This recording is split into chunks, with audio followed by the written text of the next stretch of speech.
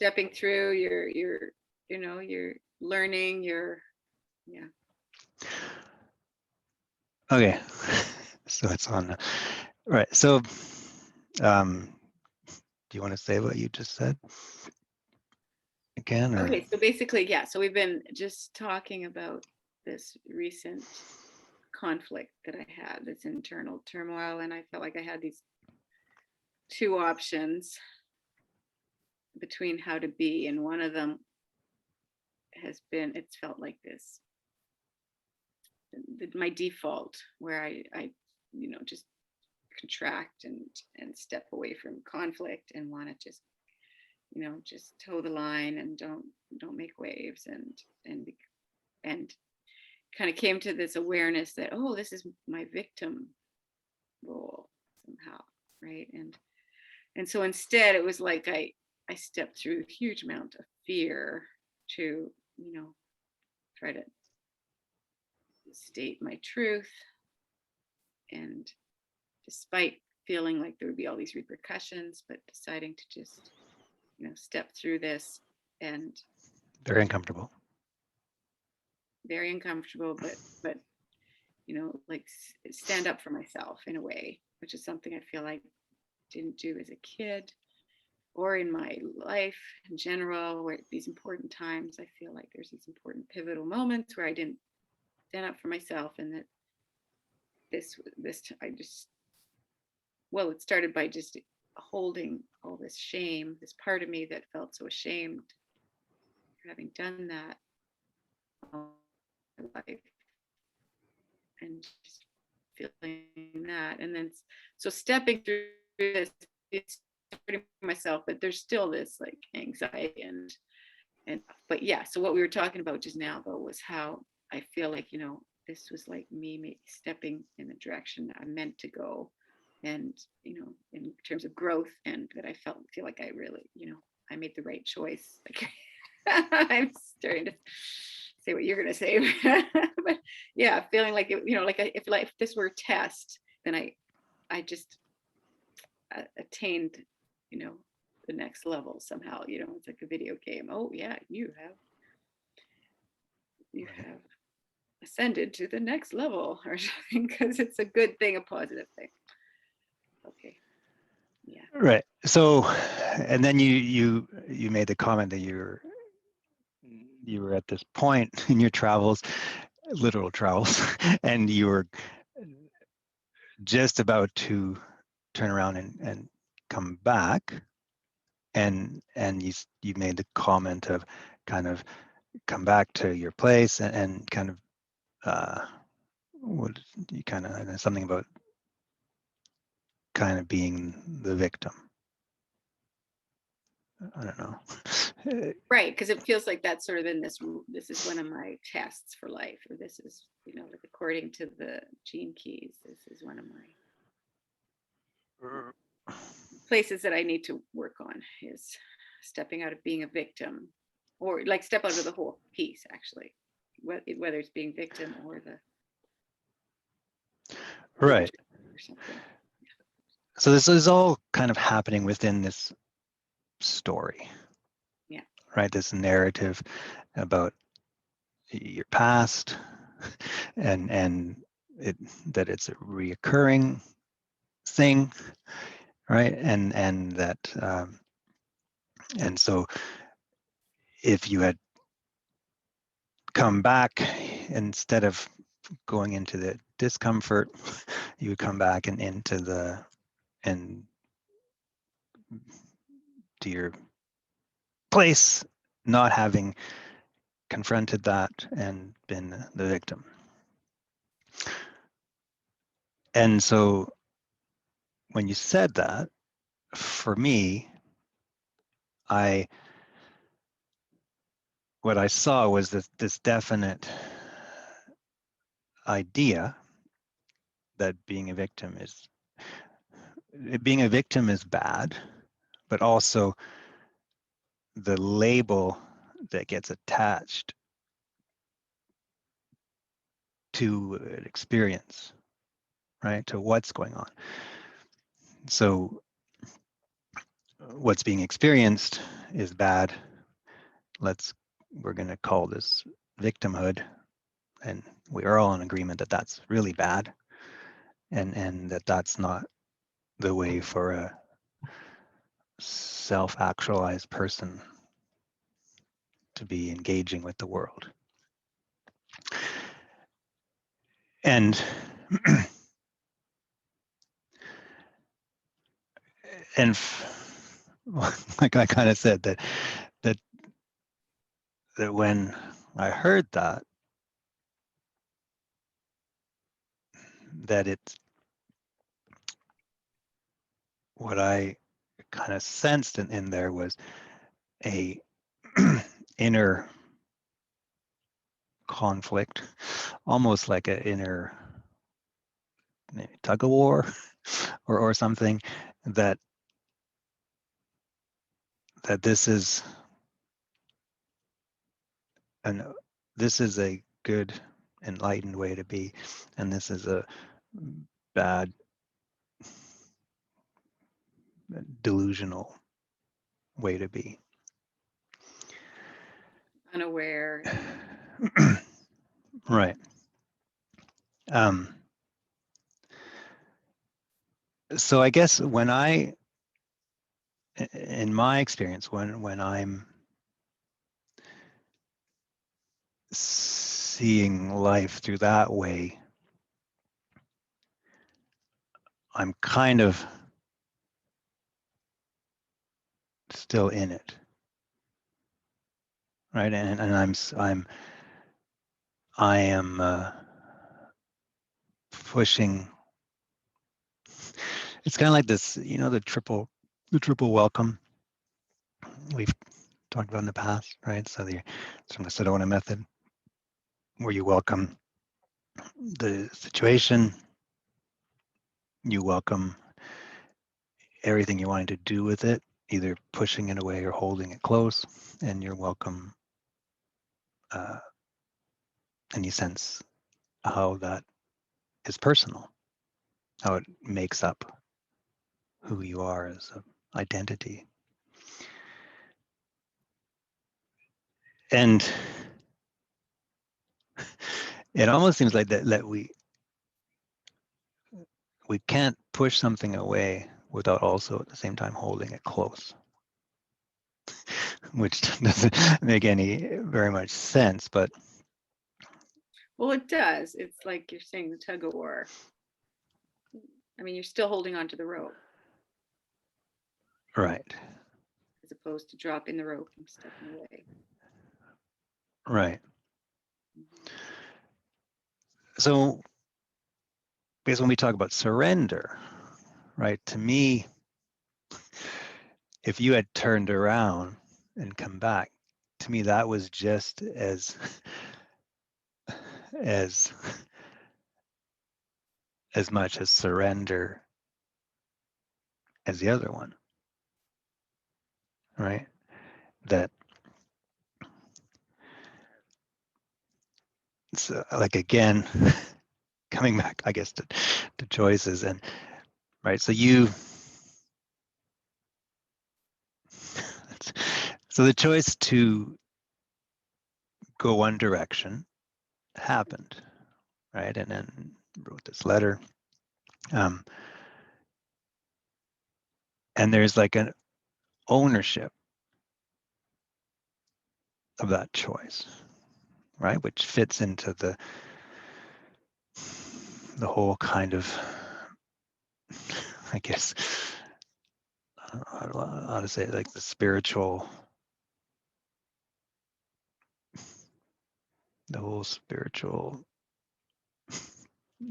dialogue, or right, what were you just saying about Enneagram and stuff like that, Mhm. right? If we step back from the idea of taking ownership of our choices, then I'm not so sure, like, a lot of that stuff needs to be rethought out, right? And because we get, like you said, we kind of get to go to the next level based on our choices. And And I'm not saying we don't grow from the choices that we make. Mhm. It's just that, does it really make sense for us to actually be taking ownership of the choices? And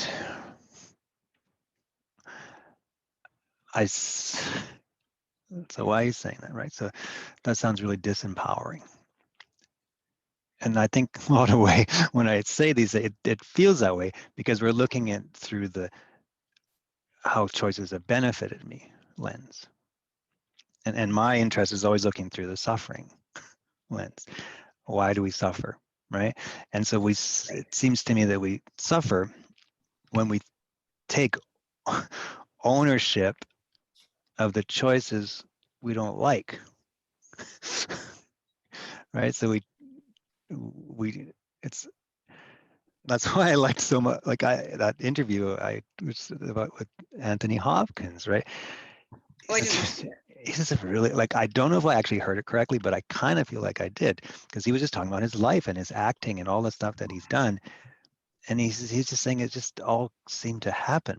And he says, my life is just kind of like this big fumbling elephant that's going through the world. And I have no real say on where it goes and what it does. And I'm pretty sure that he said that my life is actually none of my business. And so if we take authorship of our choices,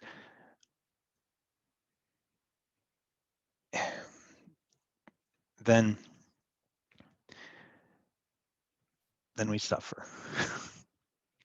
Right? So if we go back, so if you had turned around, that would have been in that moment, all the accumulation of your biology, your psychology, everything, all the chemicals would have said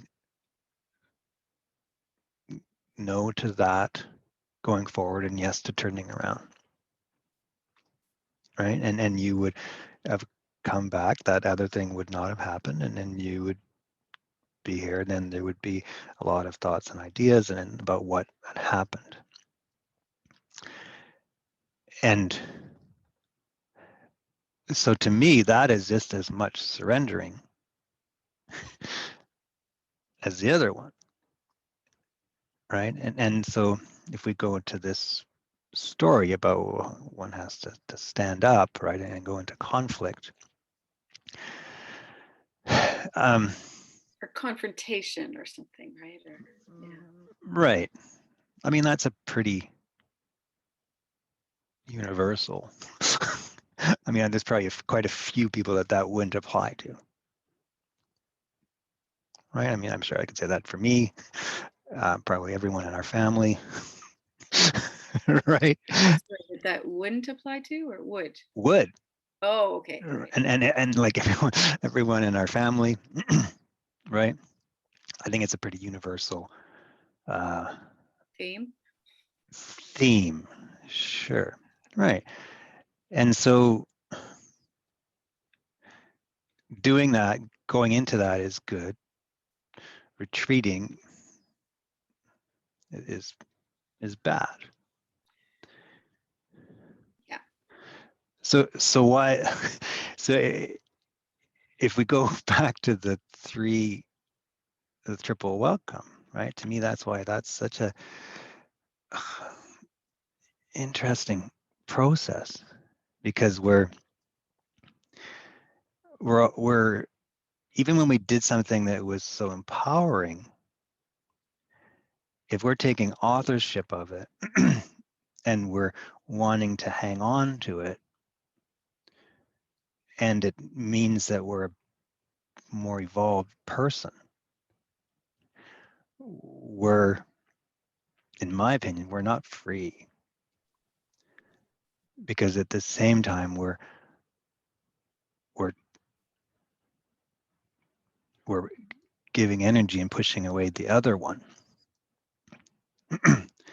And if we can absolutely totally let go, this is what happened. This is this is all the story that happened. This is me, how much I want to hold on to it, and also maybe even push it away. And I can also welcome all the ways that I take ownership of it and try and make it part of my identity. Right. Yeah. Because it don't it's only serving us as long as whatever things click in a row that those circumstances meet that criteria again.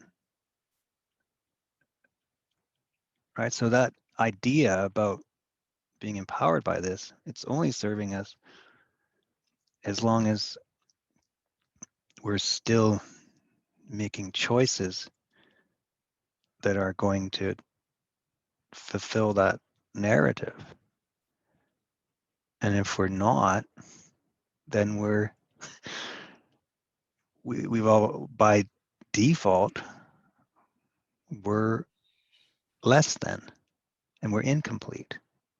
Yeah. So my main takeaway from what you're kind of saying is it seems to just be all centered around judgment, right? Like Inner even when you judgment. first just kind of said, well, if you'd made this other choice, and I was kind of like, oh yeah, it's this piece where it's always going on. There's always this background judging, good, bad, good, bad, Yes. right? And then there's this, well, if I make this, then I'm growing.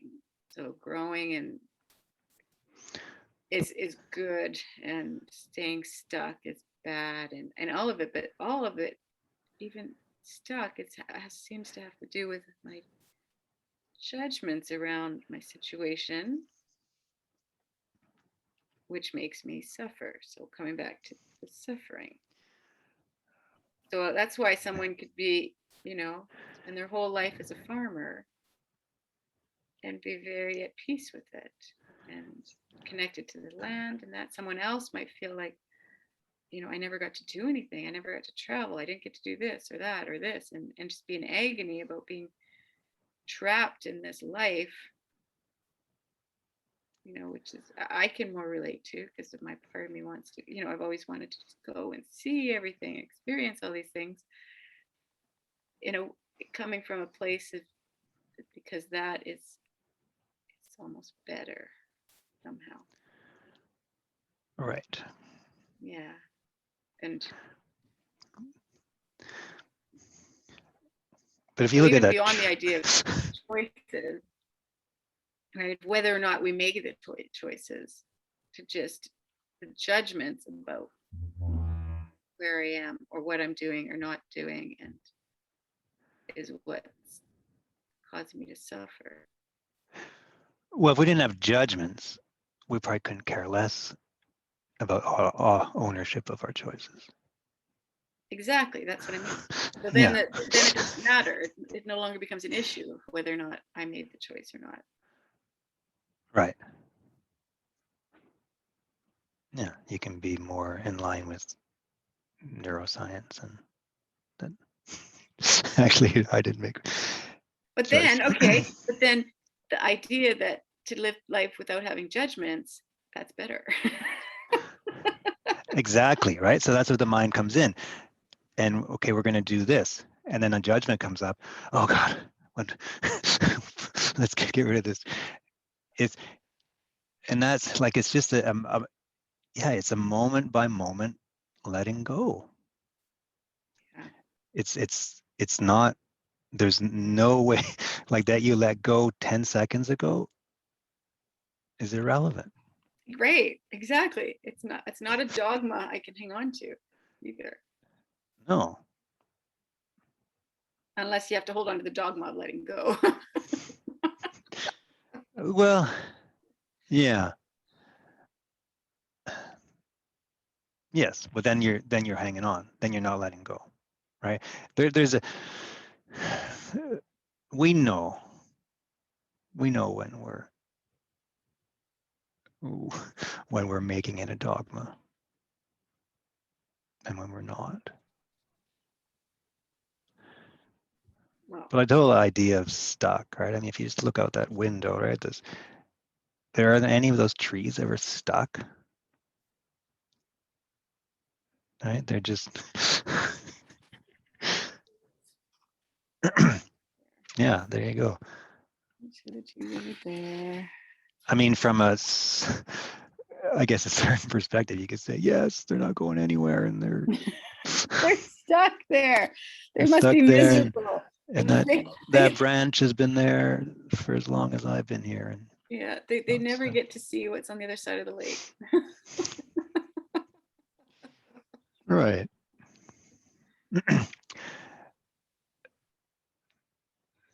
Yeah. So I don't know. If we come back to about, what was it? Kind of shocking. Remember you talked about sometimes the things I say. Yeah, it's So startled or surprised. Like, kind of like, what? so how does that sit? Like, does that feel? Which part? Well, the part about just letting go about the whole idea of Oh yeah, victimhood. no, I could feel it in my guts even. It's like there's this, it's totally freeing, right? Which is what, like Right. I said, often happens when I'm talking to you. It's like, oh God, yeah, I get it. And I want to hold on to it. So now I recorded this one. I can watch it over and over. So, but so now you can, if you can see like those other methods that we kind of mentioned, we won't mention them now, but like why they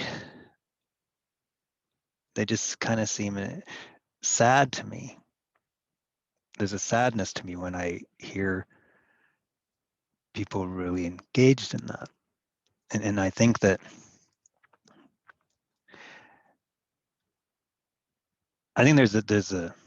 it's a very helpful and effective, and it can give a person some Cool. tools, Yes. but but they can also, there's a point where it's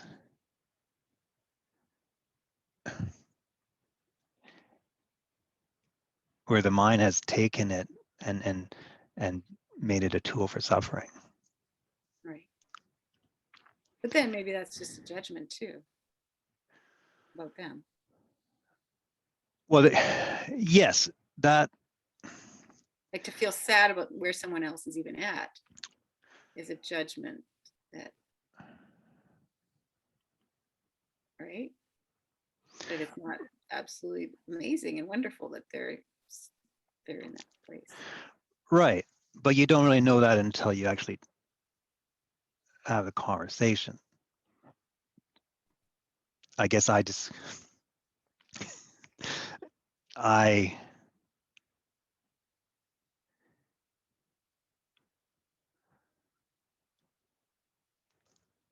maybe my sadness is more about that it's not presented in that way, right? Presented in a way that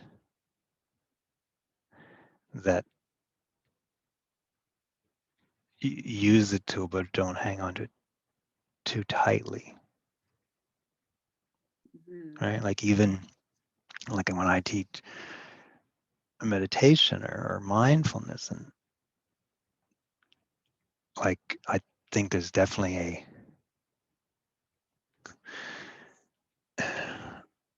with mindfulness and in today's world, it's held on really tightly, and it's seen as an end in itself, when it's really just it's just the means to an end, right? It's just a tool um Mhm. to help one. right? And then, yeah, I guess, I mean, that's my, maybe the sadness is my remembering how it hooked me, right? When I, right, even when we start talking about the word authentic, right? So that hooked me for quite a long time. And so that's why it is kind of reminiscing about that, and not wanting others to, right? And even those tools, and even like blissful experiences, right? And kind of the EIs, and that that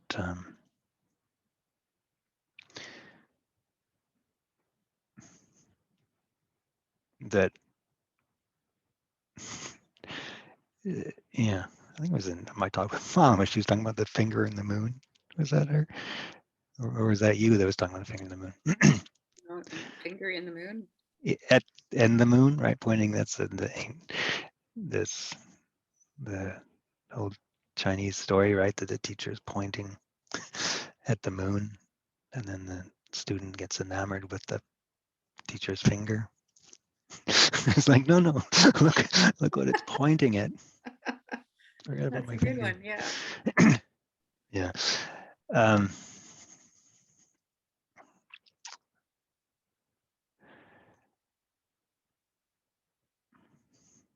so I don't know. It just arises in me to share that with others, right? When you talked about, oh, come back here and being victim, just right away there was kind of a, I don't know, alarm bells of sorts. And that, and again, there's kind of the inner back and forth. Should I talk about this? Should I not talk about this? Right? Is it helpful? Is it not helpful? But then you can come back to, well, why did that idea pop into your head at all? Right. Right. So, I mean, I've been kind of looking at that in terms of, sometimes when I'll say something and then I'm like, oh my God, why did I say that? And then trusting, well, what if yeah, that's just what showed up. I don't know why. And like, I trust more and more. There's like this trust in these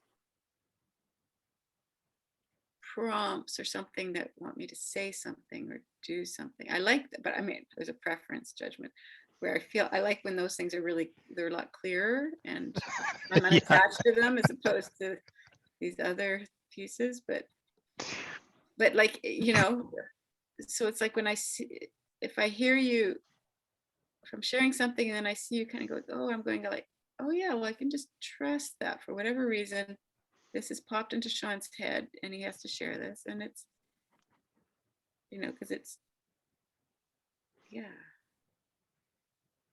And trusting when people like, trusting actions and things. It's like, well, we were talking about before, like, you know, oh yeah, I trust what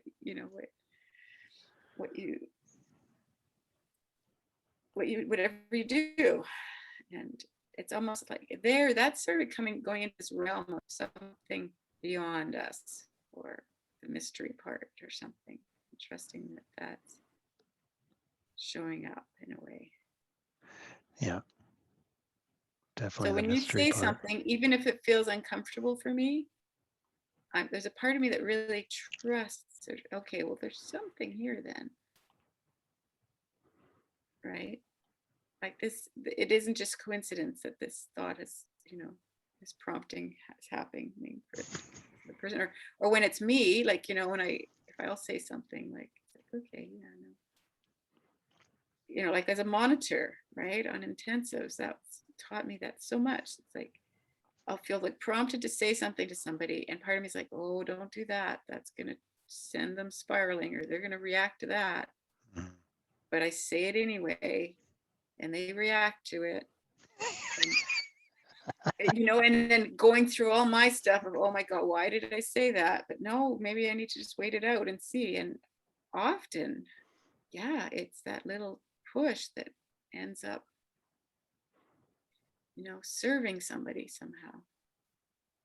Even though, okay, as I say that, I can feel as a judgment, is that mean serving people is good and not serving them is bad?